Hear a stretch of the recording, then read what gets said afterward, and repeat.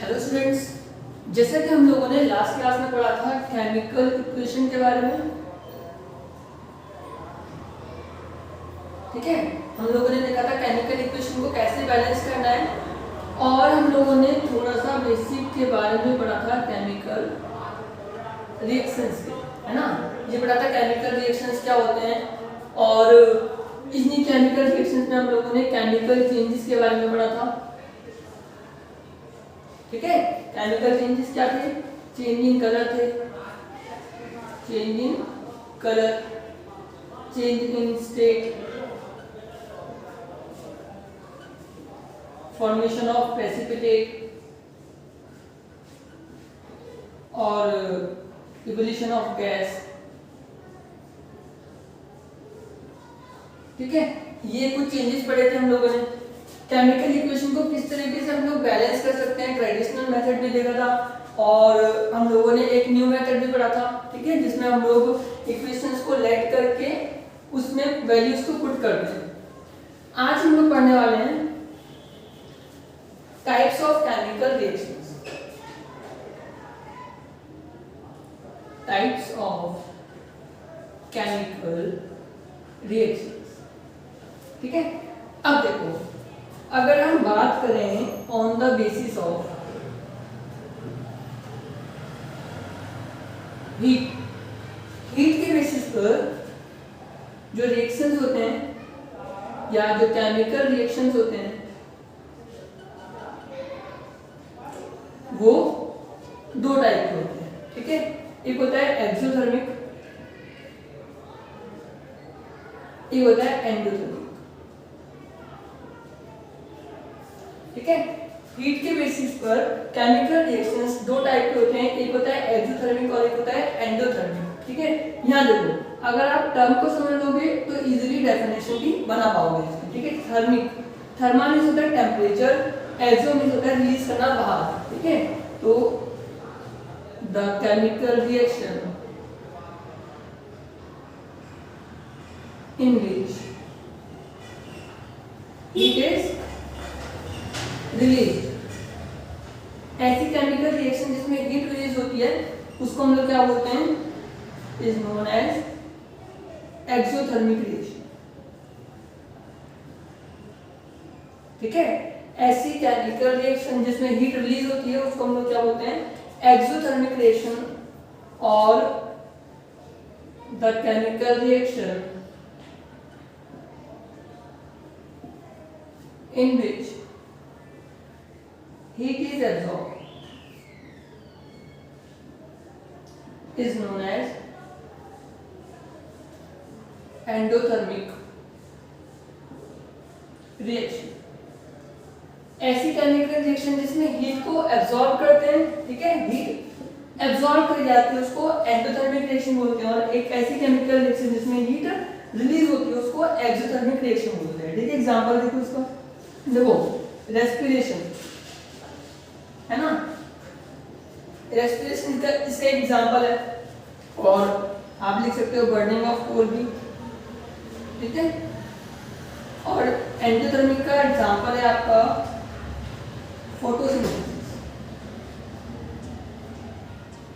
अब एग्जाम में ऐसे क्वेश्चंस आते हैं, give reason respiration is endothermic reaction, sorry exothermic reaction while photosynthesis is endothermic reaction.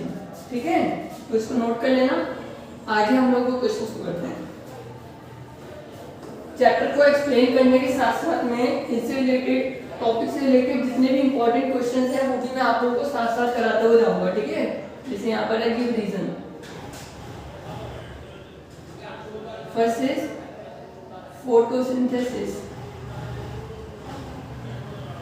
Is endothermic, photosynthesis is endothermic। ठीक है, और you can say photosynthesis is endothermic reaction, है ना। अब इसका सॉल्यूशन देखो, since heat is absorbed in the form of sunlight during photosynthesis. Therefore, this reaction is endothermic in nature. देखो क्या होता है फोटोसिंथेसिस की प्रोसेस में, पढ़ाया आप लोगों ने छोटी क्लास में इसको, 6 molecule of carbon dioxide 6 molecule of water के साथ कंबाइन करके किसकी प्रेजेंस में, सनलाइट की प्रेजेंस में ना, सनलाइट की प्रेजेंस में क्लोरोफिल के अंदर, ठीक है। 6 molecule of carbon dioxide 6 molecule of water के साथ कंबाइन करते हैं सनलाइट की प्रेजेंस में क्लोरोफिल के अंदर, तो बनाते हैं glucose C6H12O6 and 6 molecule of oxygen is release, ठीक है। ये है हमारा ग्लूकोज और ये ऑक्सीजन, ठीक है। इसको ये है वाटर और ये है कार्बन डाइऑक्साइड। फिर देखो फोटोसिंथेसिस एंडोथर्मिक रिएक्शन होती है, क्यों? क्योंकि इसमें सनलाइट के फॉर्म में एनर्जी को एब्सॉर्ब करा जाता है, ठीक है। Now second one is,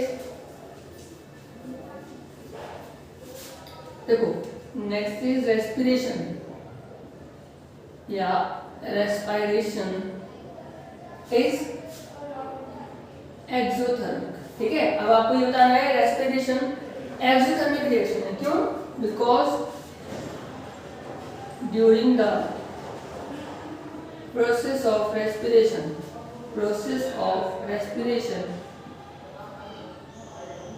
and heat is released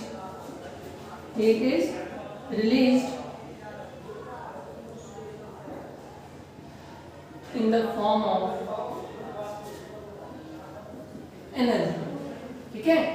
respiration की प्रोसेस के दौरान क्या होता है, एनर्जी की फॉर्म में हीट रिलीज होती है। कैसे? ये बिल्कुल रिवर्स है फोटोसिंथेसिस का।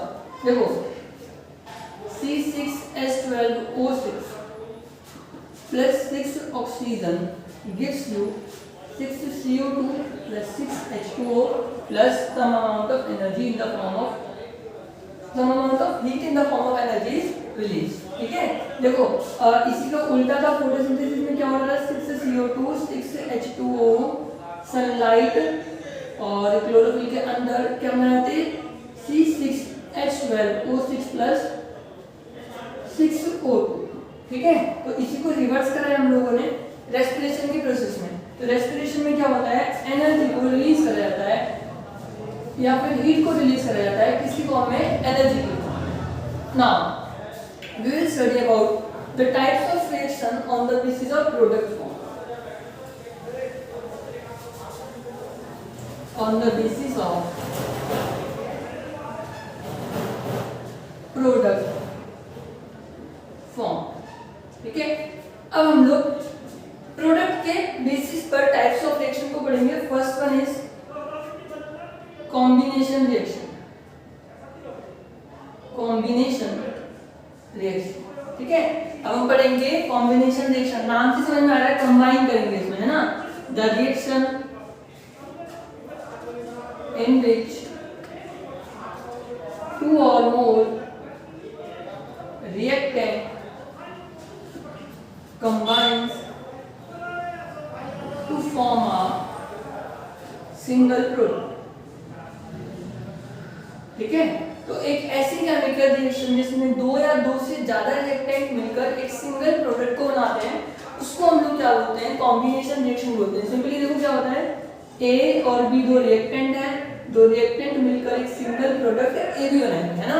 देखो जैसे एग्जांपल ले लेते हैं बर्निंग ऑफ कोल का।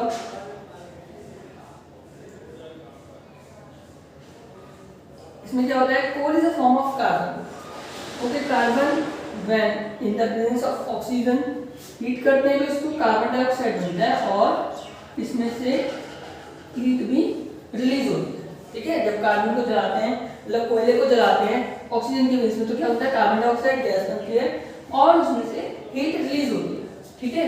और एग्जांपल देखो, सेकंड एग्जांपल इज,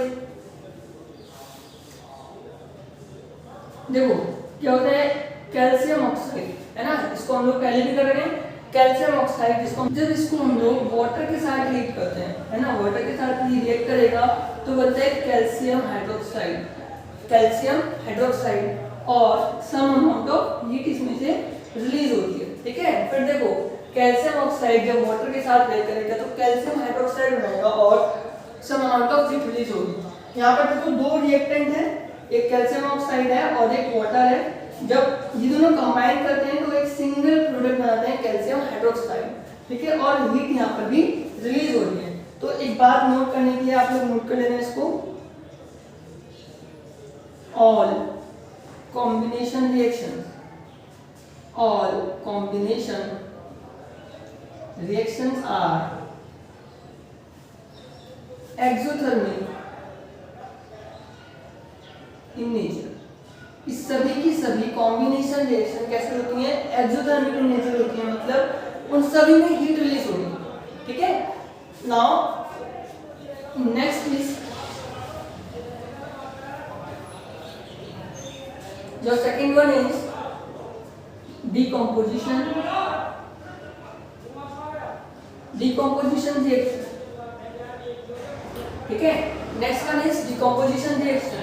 तो डिकम्पोज मतलब क्या होता है, टूटना, है ना, इसमें भी यही होगा। The reaction in which a single reactant decomposes to give two or more product।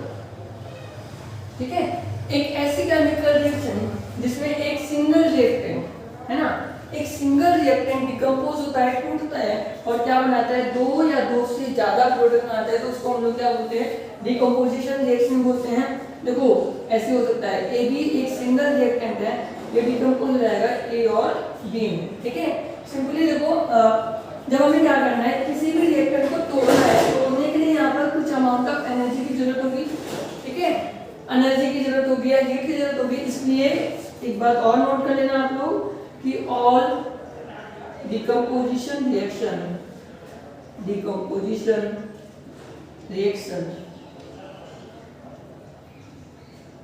Are endothermic in nature. ठीक है, अभी हमने कहा था कॉम्बिनेशन रिएक्शन, जितनी भी कॉम्बिनेशन रिएक्शन होती है वो सभी एक्सोथर्मिक इन नेचर होती है। क्यों? क्योंकि उसमें some amount of heat release होती है। उसी तरीके से जितनी भी डिकम्पोजिशन रिएक्शन होती हैं वो सभी की सभी कैसे होती है, एंडोथर्मिक होती है। क्यों? क्योंकि इनमें एनर्जी की रिक्वायरमेंट होती है, एनर्जी एब्जॉर्ब करी जाती है। ठीक है, हीट एब्जॉर्ब करी जाती है ताकि एक सिंगल रिएक्टेंट ब्रेक होकर दो या दो से ज्यादा प्रोडक्ट की फॉर्मेशन कर सके। ठीक है, कुछ एग्जांपल देखते हैं। अच्छा देखो, एग्जांपल्स को देखने से पहले हम लोग इस डिकम्पोजिशन रिएक्शन को भी डिफरेंट टाइप्स में क्लासिफाई कर देते हैं ना। डिकम्पोजिशन रिएक्शन, है ना, ये आपकी डिकम्पोजिशन रिएक्शन 3 डिफरेंट टाइप्स की होती है। फर्स्ट वन इज फोटोलाइटिक, ठीक है, second one is thermal and the last one is electric. ठीक है, डिकम्पोजिशन रिएक्शन में हमारे 3 टाइप की होती है, फोटोलाइटिक होती है, थर्मल होती है और इलेक्ट्रिक होती है। Now what are these? Photolytic decomposition is the decomposition done using sunlight। ठीक है, सनलाइट का यूज करके अगर हम लोग डिकम्पोजिशन की प्रोसेस को परफॉर्म कर रहे हैं तो उसको हम लोग क्या बोलते हैं, फोटोलाइटिक डिकम्पोजिशन बोलते हैं। ठीक है, थर्मल मींस हीट होता है, डिकम्पोजिशन डन यूजिंग हीट, है ना, हीट का यूज करके हम लोग अगर डिकम्पोजिशन कर रहे हैं तो थर्मल डिकम्पोजिशन होता है। And the last one is electric, नाम से समझ में आ रहा है, decomposition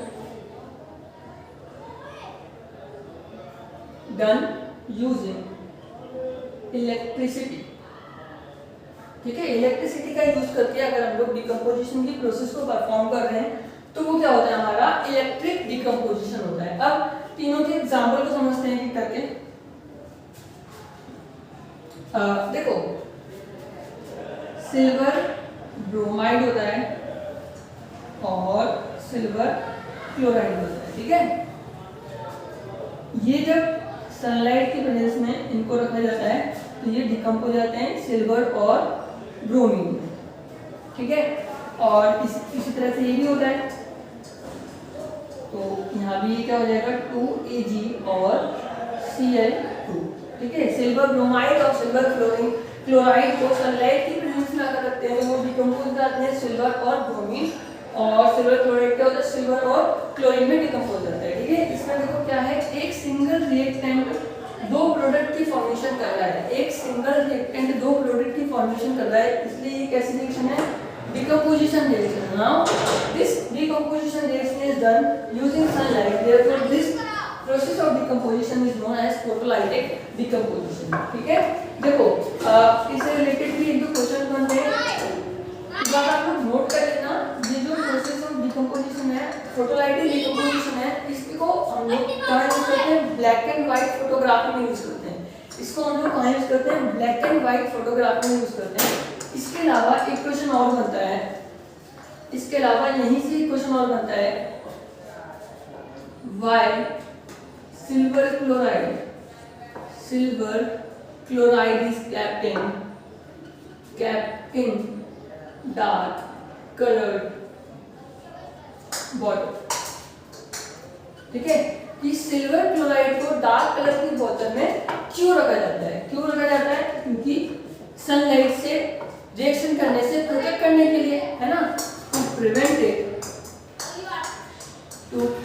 it from reacting with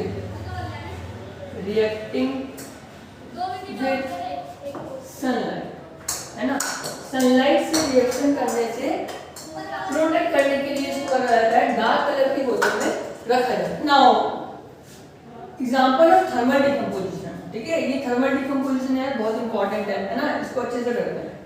देखो फोटोलाइटिक डिकम्पोजिशन समझना आ गया होगा, अगर नहीं आया होगा तो इस बैठ जाके समझ लेना फिर से। देखो फोटोलाइटिक डिकम्पोजिशन कुछ भी नहीं है, डिकम्पोजिशन डन यूजिंग सनलाइट, है ना। सनलाइट का यूज करके अगर हम लोग डिकम्पोजिशन की प्रोसेस को परफॉर्म करते हैं तो उसको हम लोग फोटोलाइटिक डिकम्पोजिशन बोलते हैं। इसी तरीके से हीट को यूज करके अगर हम लोग डिकम्पोजिशन की प्रोसेस को परफॉर्म करते हैं तो उसको हम लोग क्या बोलते हैं, थर्मल डिकम्पोजिशन बोलते हैं, ठीक है। एग्जांपल देखते हैं इसका। देखो क्या होता है, लेड नाइट्रेट, है ना। लेड नाइट्रेट जब हम इसको हीट करते हैं, ये ट्रायंगल हीट का सिंबल होता है। लेड नाइट्रेट को जब हम लोग हीट करते हैं तो लेड ऑक्साइड बनता है PbO, नाइट्रोजन डाइऑक्साइड बनता है, ठीक है, और ऑक्सीजन बनता है, O2 बनता है, ठीक है। जब लेड नाइट्रेट को हीट करते हैं तो क्या बनता है, लेड ऑक्साइड बनता है, नाइट्रोजन डाइऑक्साइड बनता है और ऑक्सीजन, ठीक है। अच्छा ये जो नाइट्रोजन डाइऑक्साइड है, नाइट्रोजन डाइऑक्साइड, ठीक है, ये नाइट्रोजन डाइऑक्साइड क्या होते हैं, ब्लू ब्राउन कलर फ्यूम्स होते हैं, ठीक है। ये इंपॉर्टेंट है, ये इंपॉर्टेंट है। ऐसे क्वेश्चन में डायरेक्टली आता है, when lead nitrate is heated brown coloured fumes are produced, what are those brown coloured fumes, लिख लेते हैं ना इसको। When lead nitrate is heated, when lead nitrate is heated brown colored fumes are produced, what are those,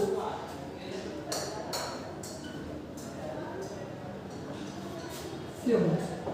तो वो fumes किसकी होती हैं, ठीक है, वो fumes क्या होती हैं, तो brown coloured fumes are of nitrogen dioxide, वो ब्राउन कलर की फ्यूम्स किसकी होती हैं, नाइट्रोजन डाइऑक्साइड की होती है, ठीक है। अभी आप लोगों का होमवर्क ये है कि इस रिएक्शन को आप लोग बैलेंस करोगे, है ना। लेड नाइट्रेट को हीट करते हैं तो लेड ऑक्साइड, नाइट्रोजन डाइऑक्साइड और ऑक्सीजन की फॉर्मेशन होती है। अब ये जो नाइट्रोजन डाइऑक्साइड होता है ये क्या होता है, ब्राउन कलर फ्यूम्स होते हैं और लेड ऑक्साइड का जो कलर होता है वो येलो होता है, ठीक है। लेड ऑक्साइड का कलर कैसा होता है? येलो। एक और एग्जांपल देखते हैं इसका, और ये वाला एग्जांपल मैंने आप लोगों को फिजिक्स क्लासेस में कराया भी हुआ है, जब हम लोग आयरन सल्फेट, ठीक है, FeSO4 आयरन सल्फेट को हीट करते हैं, है ना। आयरन सल्फेट को जब हम हीट करते हैं तो बनता है क्या? फेरिक ऑक्साइड, ठीक है, इसको बोलते हैं ferric oxide, sulphur dioxide and sulphur trioxide, ठीक है।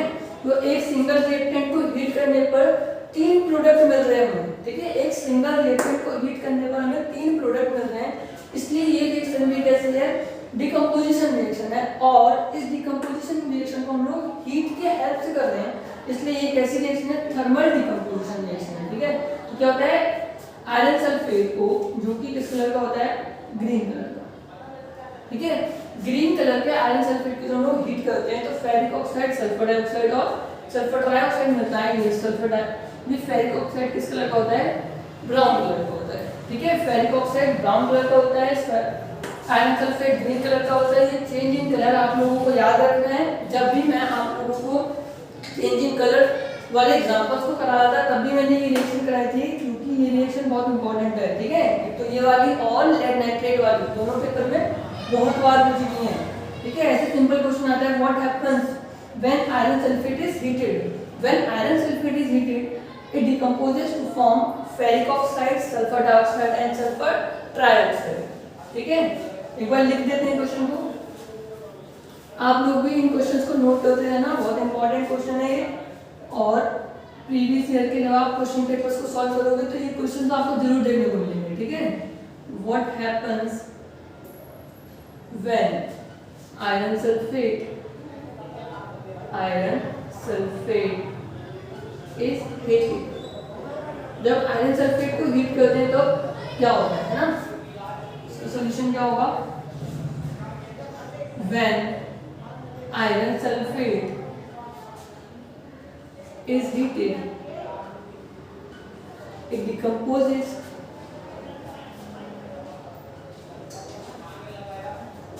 to give ferric oxide, sulfur dioxide and sulfur trioxide, ठीक है। जब आयरन सल्फेट को हीट करते तो क्या होता है? सल्फर डाइऑक्साइड, सल्फर ट्राइऑक्साइड और फेरिक ऑक्साइड की फॉर्मेशन होती है। आयरन सल्फेट ग्रीन कलर का होता है, फेरिक ऑक्साइड ब्राउन कलर का होता है, ठीक है। और इसमें जो सल्फर डाइऑक्साइड होता है इसमें सड़े हुए अंडे की जैसी स्मेल आती है, ठीक है। Now last one is your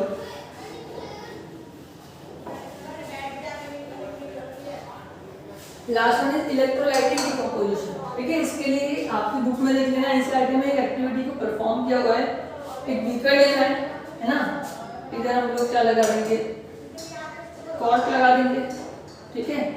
और यहाँ पे हम लोग इलेक्ट्रोड्स लगाएंगे, इसके बाद वाटर भरा हुआ है इसमें, ठीक है।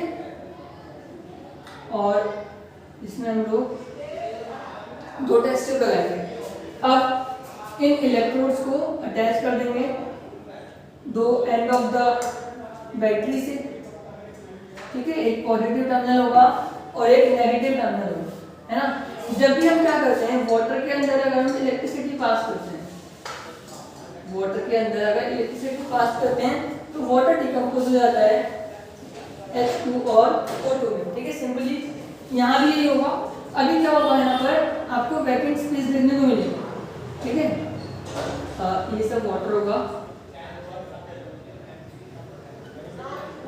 ठीक है। ये वैकेंट स्पेस, ये जो खाली स्पेस है, ठीक है, यहाँ पर गैसेस होंगी आपकी, ठीक है। हाइड्रोजन क्या होगा? पॉजिटिवली चार्ज आयन है, ठीक है। तो इसलिए वो नेगेटिव की तरफ अट्रैक्ट होगा, तो नेगेटिव वाला इलेक्ट्रोड ये है, तो इधर होगा आपका हाइड्रोजन, लिख देते हैं यहाँ पर हाइड्रोजन, ठीक है। और ऑक्सीजन नेगेटिवली चार्ज है तो फिर वो पॉजिटिव वाले इलेक्ट्रोड की तरफ अट्रैक्ट होगा, तो यहाँ पर होगा हमारा ऑक्सीजन। अच्छा, अब यहाँ देखोगे आप यहाँ पर जो खाली स्पेस है, यहाँ के खाली स्पेस का लगभग आधा है ना। यहाँ का खाली स्पेस में यहाँ पर ऑक्सीजन की प्रेजेंस जो है, यहाँ पर हाइड्रोजन की प्रेजेंस के लगभग आधा है। ये इंडिकेट करता है in a molecule of water the concentration of hydrogen ion in a molecule of water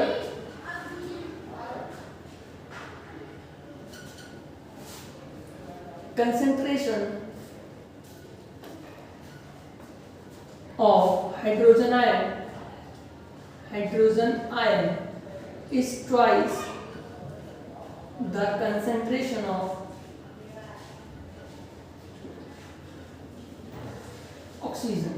ठीक है, एक मॉलिक्यूल ऑफ वाटर में हाइड्रोजन आयन की कंसेंट्रेशन जो होती है वो दुगनी होती है as compare to concentration of the oxygen in it. So now we are finishing the class. In next class we will study about displacement reaction